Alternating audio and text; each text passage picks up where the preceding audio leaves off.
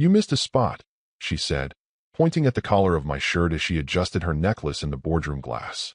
Her tone was casual, like nothing had changed, like she hadn't just spent the last 20 minutes correcting me in front of the CFO, the director of operations, and, most telling him, the CEO, Michael Cates, fresh off his second failed startup and freshly installed in a company I built from dirt and sleepless nights, wearing an overpriced blazer like it came with his ego pre-pressed into the lining. I watched her linger behind as the meeting wrapped up, laughing a little too long at something he said. His hand rested briefly on the small of her back, as if that wasn't exactly what I'd warned the board about 2 months ago when I questioned their new direction. She didn't flinch, didn't step away, just smiled and said, "You're too much," like she meant it. When she finally walked past me, she didn't break stride. "Don't stay too long," she said over her shoulder. "You'll just brood." She used to say that when she was worried, when she still loved me, but her eyes didn't smile anymore. I stayed. Of course I stayed. When you've built something over 30 years, brick by damn brick, you don't just go home because someone younger, louder, and 10 times more reckless thinks he can play king on your chessboard. Instead, I waited. The last cleaning crew signed out at 7:38 p.m. I waited another hour, turned off the lights, and sat in the dark with the hum of the server rack like a heart monitor in the background. Logged into the backup security feed from the executive floor. Rewound 2 nights. There they were. 12:14 a.m. Friday. Her in that red coat, she said, made her feel dangerous. Him in that smug navy suit, tie loose like he wanted to prove he could still pretend he was young. They weren't touching. Not yet. But they were alone. She handed him a folder. No, not just a folder. One of my project briefs. I recognized the layout, the margin notes. I'd written it months ago for a potential partnership in Germany. It hadn't even gone to the board yet. She was handing him unvetted IP. The camera timestamp blinked quietly. No sound, just mouths moving. He said something that made her laugh, and she leaned forward, brushing his arm. Not romantic. Strategic. Like a shared joke between conspirators. I felt my throat tighten. Not from jealousy. From cold. From the kind of cold that creeps up your spine when you realize you're not being cheated on emotionally. You're being bled dry financially. The next file I pulled wasn't video. It was the access log to the executive server. Specifically, a hidden repository I'd set up during the early merger years. A holding tank for anything involving the chairman's private estate assets. It had a footprint. A new one. Dated 3 weeks back. IP traced back to her login. At 1:42 a.m. No audit trail. No flag from IT. Because she'd used a clearance I granted her 6 years ago when she was just managing internal communications. I never revoked it. Stupid. Loyal. Predictable. I pulled the financial logs next. Started matching dates. Late night access. Unusual transfer requests. Redundant consulting fees to shell vendors I didn't recognize. Then I froze. One name. Buried in a payout chain from a holding company I did recognize, because I helped the chairman set it up myself when his son started rehab. Wellington Grove Legacy Fund. That wasn't a corporate asset. That was a family trust. Untouchable. Discreet. Designed to provide long-term funding for the chairman's grandchildren. And there it was. Money moving. Slipping. Disappearing. Every transaction linked back to Kate's. Sometimes directly. Sometimes through her. I closed the laptop. So it wasn't just adultery. It was larceny. Betrayal. Against the man who took a chance on me before I had anything but calloused hands and a spiral notebook full of ideas. And her? She wasn't a pawn. She was a willing dealer at the wrong table. The next morning, I handed off a flash drive to an old friend who still did forensic accounting for a private law firm. He looked at the contents, looked back at me, and said, "You want the quiet route or the press release?" I didn't smile, just nodded. We were going to bleed the facts out, slowly, surgically, and on paper. Let her keep laughing for now. Let them both keep grinning. Because the thing about building something from nothing is, you remember every screw, every beam, every floorboard. And you always know where the cracks are. We were sitting in our usual booth, the one near the window she used to claim felt like Paris on rainy nights. I remember thinking how quiet it had become between us. Not the quiet of comfort, but the quiet of calculation. She ordered the duck. I ordered the steak. Neither of us commented on the fact that we'd both ordered each other's favorites. Then, like she was reading off a cue card, she leaned in slightly, rested her manicured hand beside the wine glass, and said, "They're voting on your role next quarter." Her voice was low, delicate, almost gentle. "Just don't make it harder than it has to be." That smile again.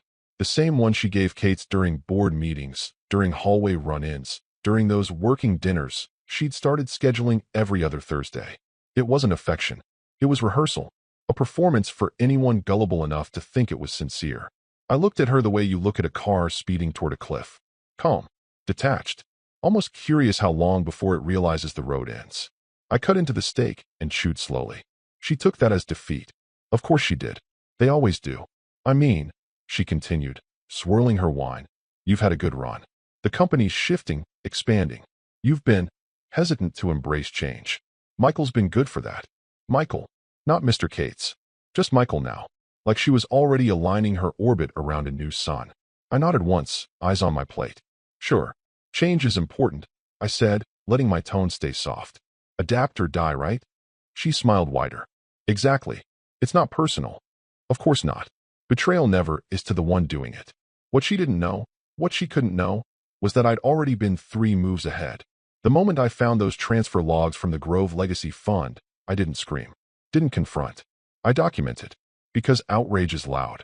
Evidence is quiet. And if there's one thing 30 years of strategy taught me, it's that the first person to shout usually loses. The lawyer I'd contacted wasn't someone you find online. He was semi-retired, ex-SEC, used to handle multi-layered fraud cases so quietly that even the newspapers only heard about the settlements, not the investigations. He called me from a prepaid number, asked me 3 questions, and then told me exactly what I needed to gather. You have server access? He asked. I built it. That was enough for him. We traced back 6 vendors tied to Kate's. 4 were ghost firms. One was based out of Panama. The shell account linked directly to a routing number that had the initials LC, her maiden name. Not even subtle. But that wasn't the moment I knew she was in too deep. That came 2 days later when I saw a new invoice come across her internal approvals queue.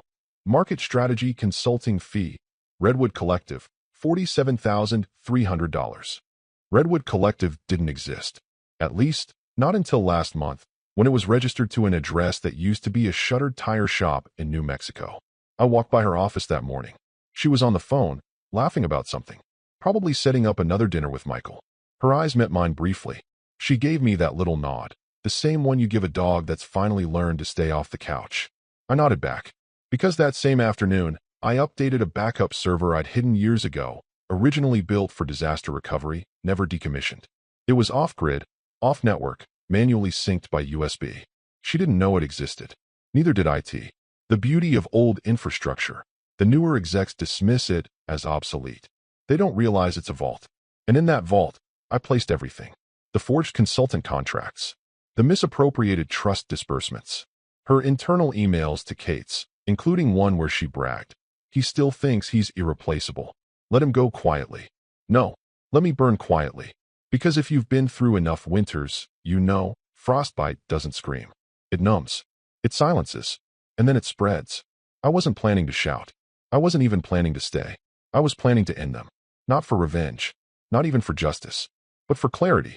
Because the moment she leaned across that table and tried to turn my legacy into a mercy kill, I realized something simple, sharp, and strangely liberating. She wasn't the strategist. She was just the pawn who thought she'd made it to the back row. But she was aligning herself with someone she didn't understand. Not me. I was the easy read. Kate's. He wasn't playing chess. He was siphoning gasoline into a matchbox. And she had just helped him strike the flint. They always leave something behind. That's the first thing you learn in cleanup. Not the janitor kind, the financial kind. I started combing through the ledgers on a Saturday morning with black coffee, noise-canceling headphones, and a numb sort of precision that felt more like surgery than sleuthing.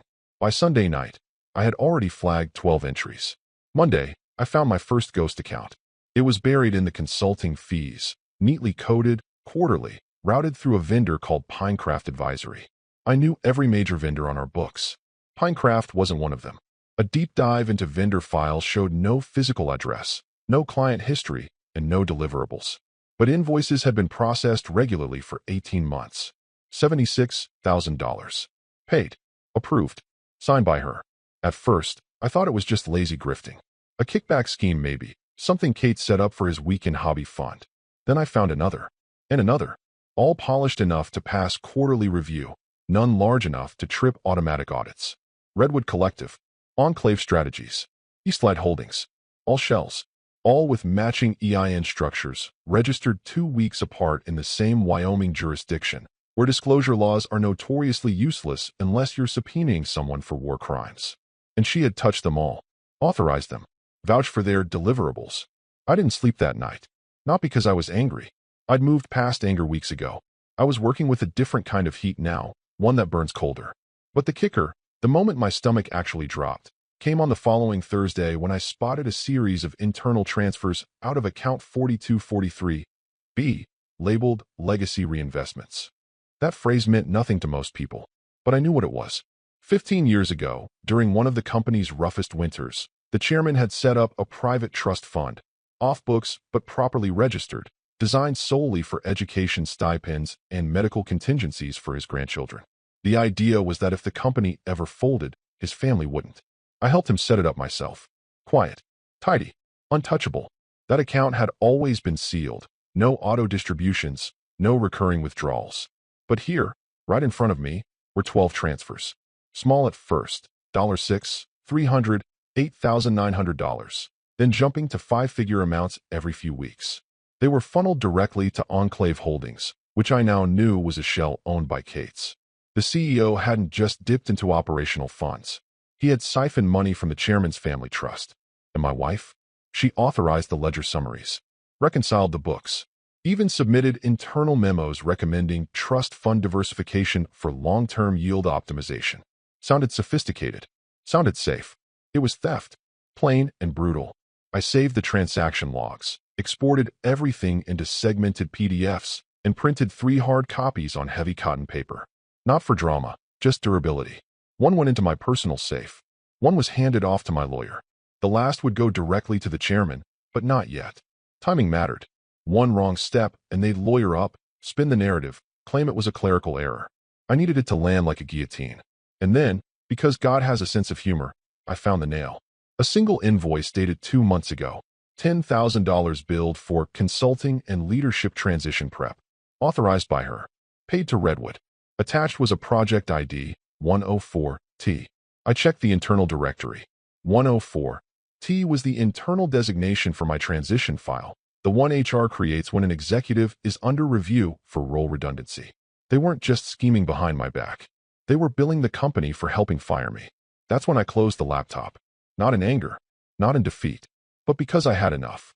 The plan had already shifted from reaction to architecture.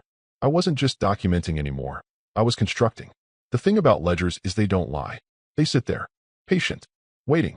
Every approval she signed, every dollar he took, every memo they framed in jargon and backslaps. It was all in there. They'd picked the wrong man to screw over. But worse, she'd picked the wrong man to trust.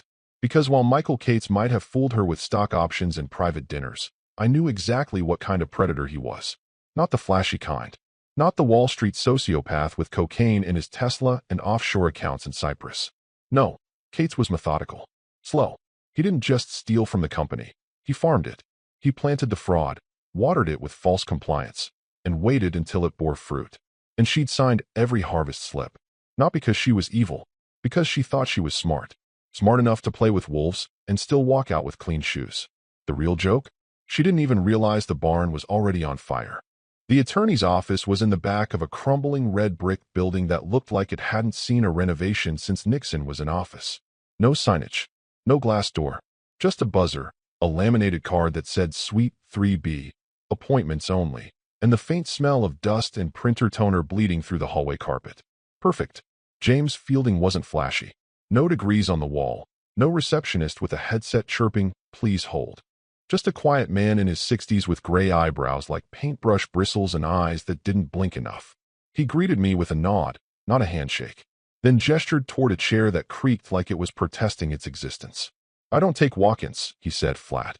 "I'm not a walk-in," I replied, and set the binder on his desk. The moment he opened it, his body shifted. Nothing dramatic, just a stillness, like he'd switched frequencies. He started turning pages, slowly at first, then faster.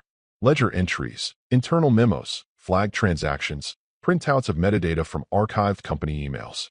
My wife's approval signatures on vendor invoices. Kate's login stamps during hours he wasn't scheduled. A timestamped screenshot of an email she sent titled, "Alt Trust Access Path," followed by, Michael says it's a dead zone fund. No oversight. He stopped. Tapped the page. This one. This line. Wellington Grove Legacy. His eyes narrowed. That's not a corporate account. No, I said. It's personal. Chairman's family trust. I helped him set it up after his daughter's first surgery. No board access. It's supposed to be firewalled. Fielding leaned back. Not shocked. Just calculating. Like a doctor looking at an x-ray where the bone's already snapped, but the patient hasn't felt it yet. This isn't just embezzlement, he said quietly. This is betrayal of fiduciary duty and fraud against a personal family trust. He didn't speak for another full minute.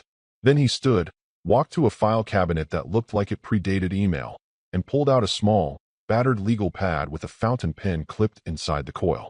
He began drawing lines. Here's what you do, he said. First, you isolate the timeline. Not just the transfers. When she accessed. How she authorized. Second, you build context. Cross-reference her memos with board calendars. Show intent, not just proximity. Third, you lock the source of funds. One clear trail from the trust to the shells. No diversions. No ambiguity.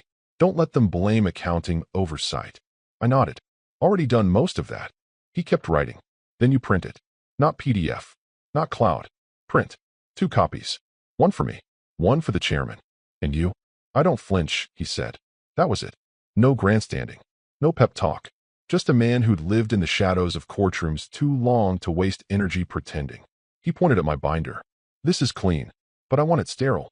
Time-stamped. Indexed. Cross-noted. I've got every source file back to a cold server. Nothing touches Wi-Fi.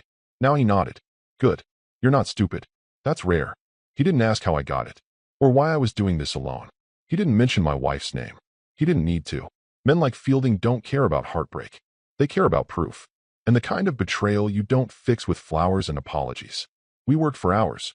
Mapped out transactions on a massive corkboard he wheeled out from behind a shelf. Red string was cliché. He used thumbtacks and thin twine, cross-linked with notes and color-coded tabs. We built a visual case that could drop jaws in a boardroom or hold up under deposition. Each pin was a lie they thought no one noticed. Each string was a conversation I wasn't supposed to remember. One corner of the board was dedicated entirely to her. Approvals, calendar overlaps, time cards. She had signed 3 payment authorizations on nights she told me she was exhausted and working late on presentations.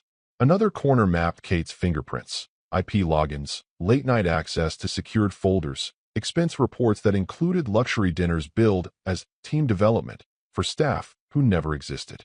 The kicker was a third corner, communications between them. Sparse, coded, but damning. One email in particular stood out. She'd written, Michael, you're overloading it. If it blows back, it lands on me. And he'd replied, that's the idea. You're insulated. I'm fireproof. She wasn't just involved. She was disposable. When I finally stood to leave, Fielding held up a hand. You understand what happens next. I keep my mouth shut. No. You wait. You wait until she makes the next move. When she does, she exposes herself further. She'll get cocky, arrogant. She'll walk into the boardroom thinking it's already hers. He stood, peeled off a sticky note, and pressed it to the cover of my folder. Silence isn't weakness, he said. It's patience. When I got home, she was curled on the couch in one of my old sweaters, pretending comfort, acting like the world hadn't shifted under her feet.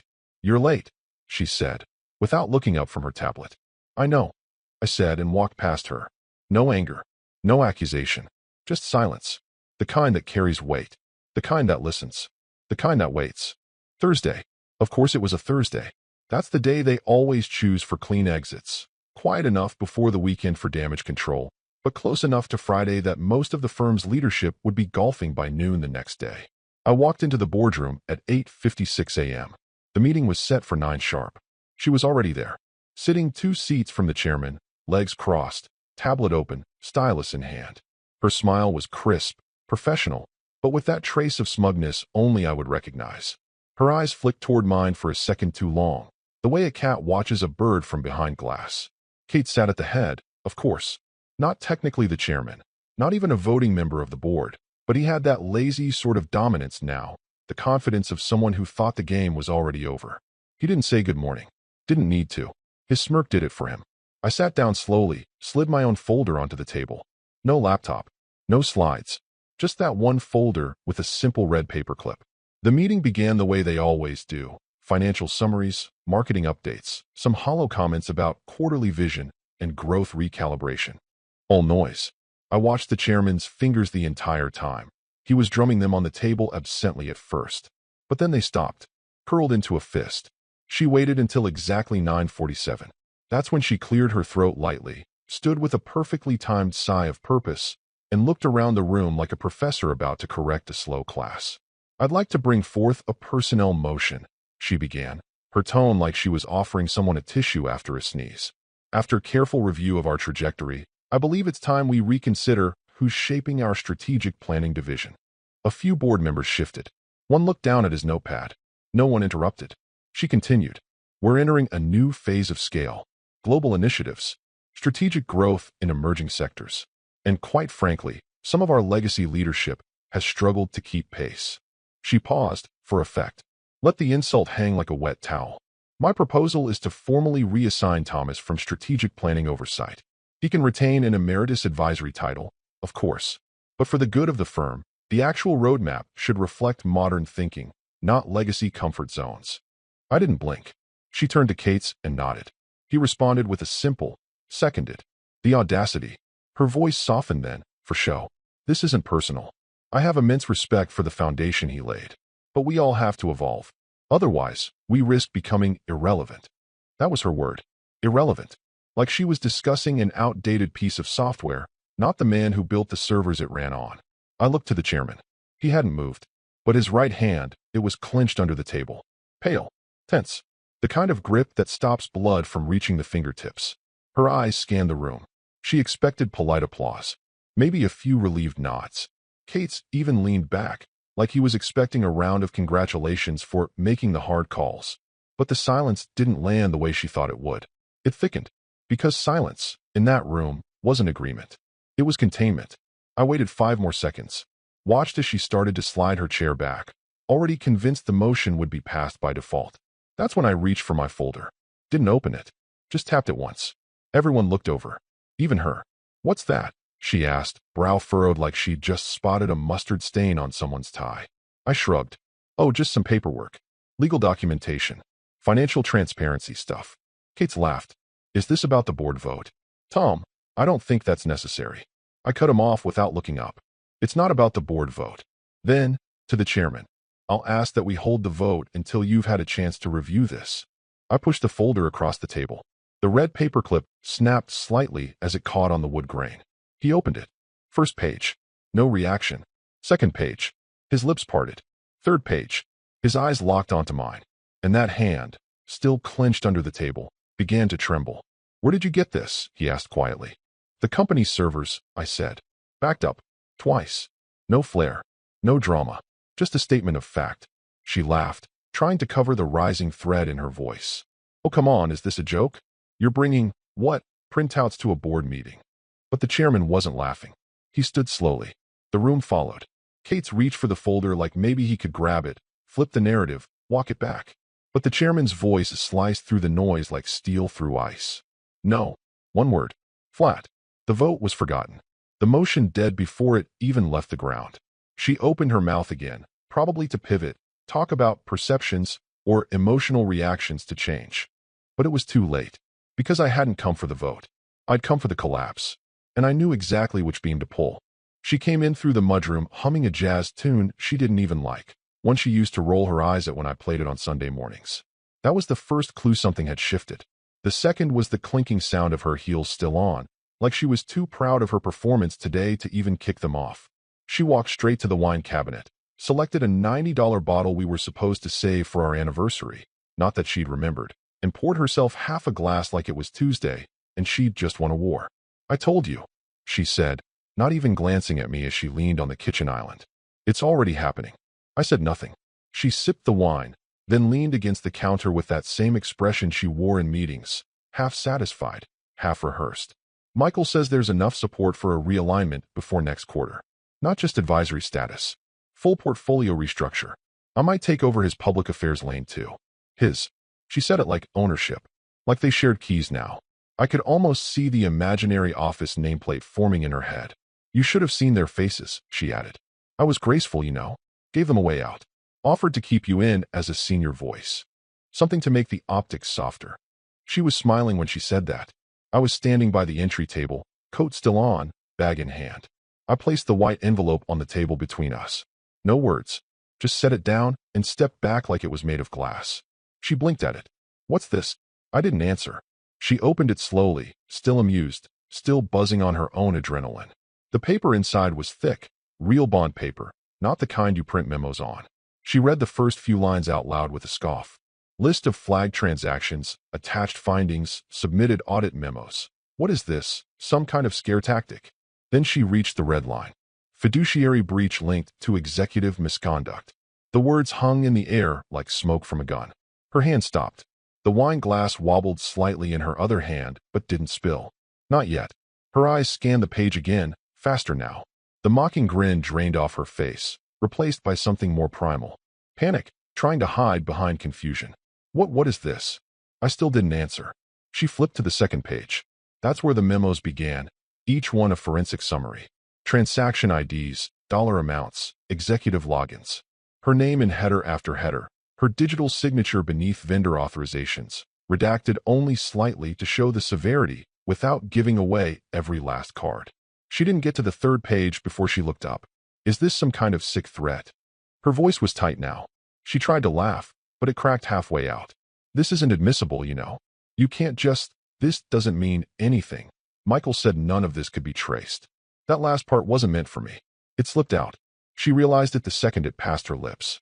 And that's when she looked scared. Really scared. I finally met her gaze. Said nothing. Not a threat. Not a warning. Just a calm stare. Like watching a lit fuse approach the barrel. Her voice dropped to a whisper. What did you do? She stepped toward me. I stepped back. Then she heard the front door close behind me. And when she turned, I was gone. No shouting. No slamming. No accusations. Just silence. Again. But this time, it wasn't patience. It was withdrawal. The kind of withdrawal that means, I've already filed what matters. The kind of withdrawal that means, you've lost track of where the real power is. She was alone in a $1.3 million home that wasn't technically hers, drinking wine that didn't taste like victory anymore, holding papers that would soon have to be explained to very expensive lawyers. And somewhere in her stomach, the full weight of the mistake landed. Not that she'd aligned herself with a thief, but that she'd underestimated a man who already knew how to build a trap with no doors. The final meeting wasn't on anyone's calendar. At 6:07 a.m. sharp, a message went out from the chairman's executive assistant. No subject line, just one sentence. Emergency session, boardroom, 8 a.m. sharp. Attendance mandatory. No agenda. No attachments. No explanation. By 7:55, the room was half full. Phones buzzed nervously. Legal counsel from 3 departments filed in quietly, as if they'd been tipped off the night before. Someone from compliance sat near the corner, adjusting his cuffs every 30 seconds. Nobody touched the complimentary coffee. At 7:58, she walked in like she'd been born for the moment. Charcoal suit. Pearl earrings. That new Italian handbag she once said was too expensive to justify. She looked like she'd already won. Behind her, Kate sauntered in, holding a disposable espresso cup like he was 5 minutes away from closing a billion-dollar merger.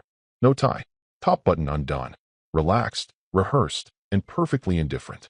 She made a show of pulling out her chair next to the chairman. Not directly beside him, just close enough to imply loyalty without begging for proximity. She leaned over and whispered something to Kate that made him smirk. The two of them looked like a movie poster for betrayal with a fragrance deal. They had no idea what was coming. At exactly 8:01, I walked in. No laptop. No briefcase. No entourage. Just the same dark navy suit I'd worn to the company's IPO signing ceremony 15 years earlier. Before her, before him, before the rot set in. A single red folder under my arm. I didn't look at her. She looked at me. Her smile faltered. Not fear, not guilt. Irritation. Like my presence was a minor inconvenience that had already been priced into her mental calculations. The chairman sat at the head of the table, unmoving. His hands were folded, but his jaw was tense. I walked the full length of the table. Quiet. Unhurried.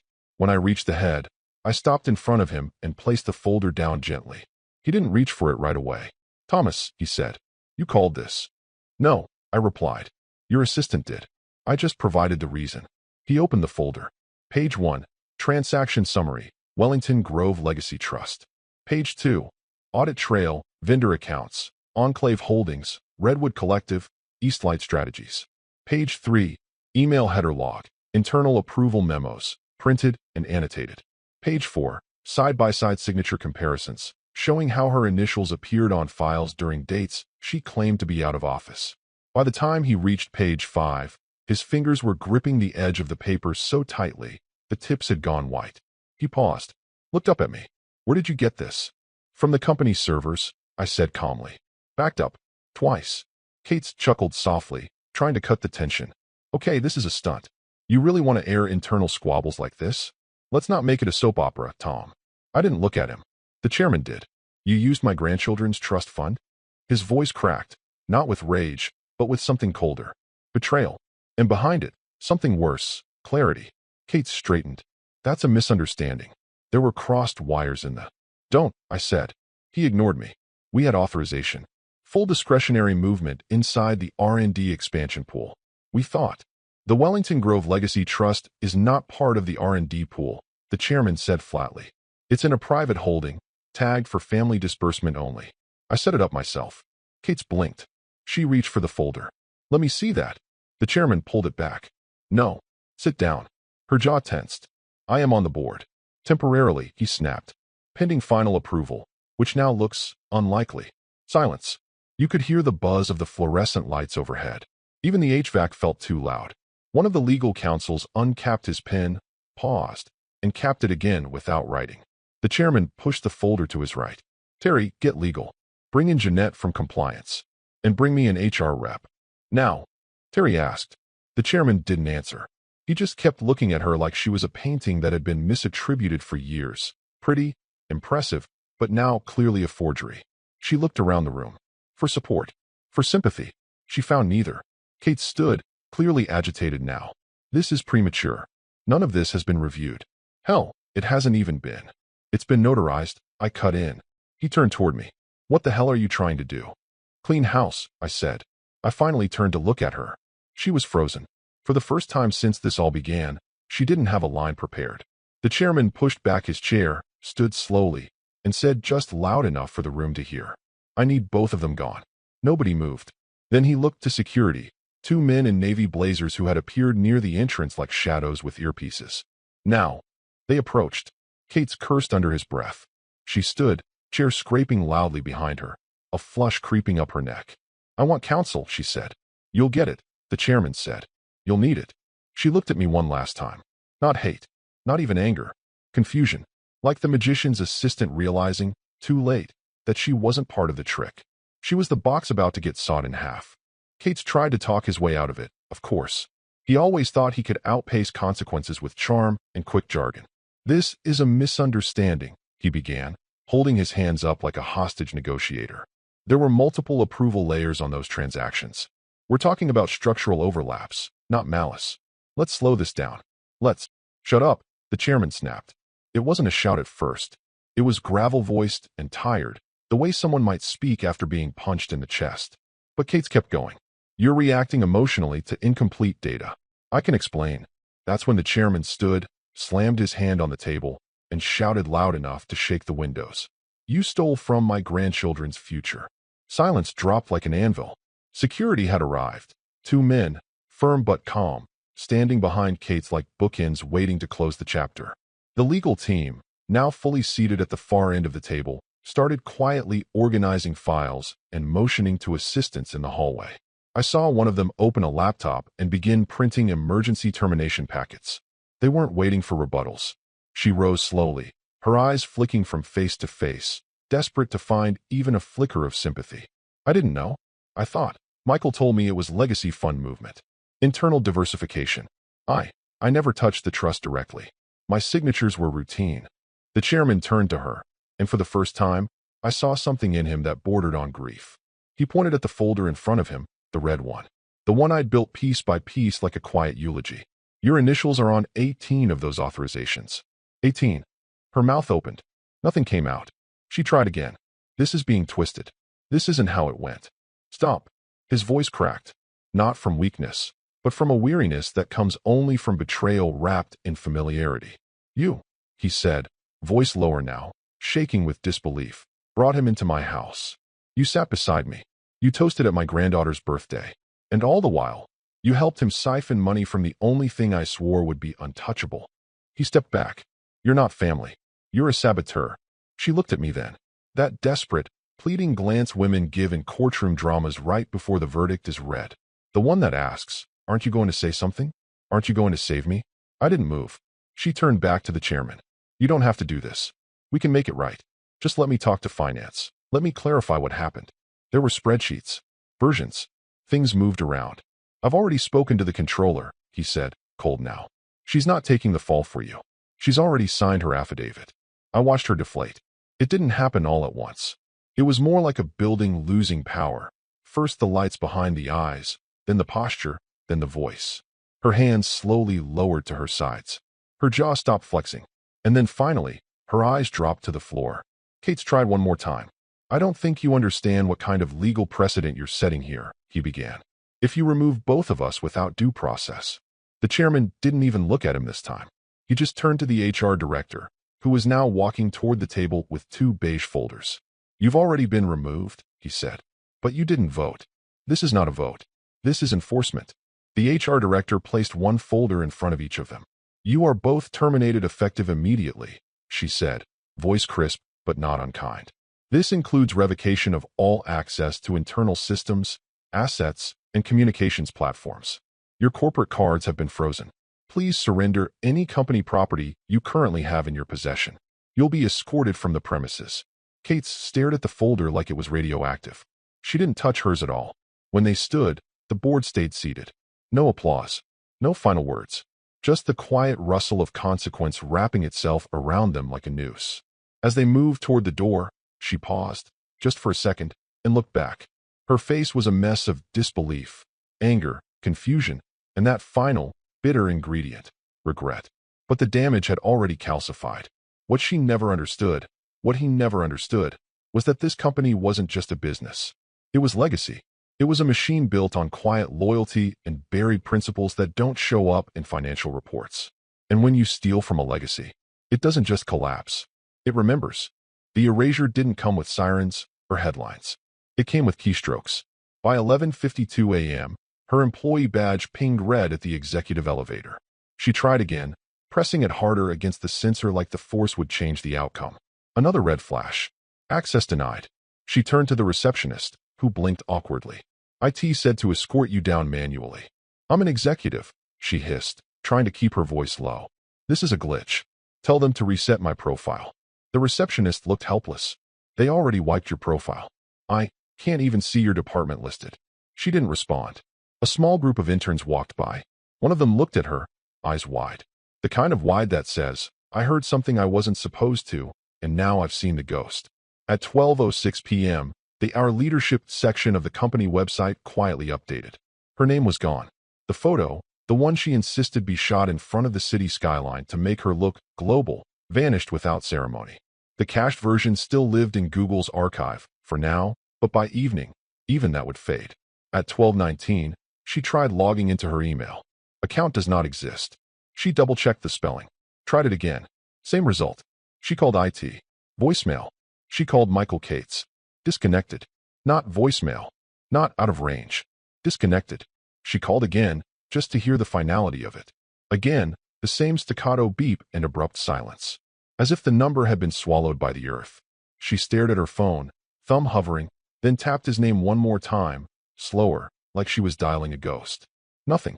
That's when it began to hit. Not the panic of job loss. Not yet, but the unshakable stillness of being scrubbed.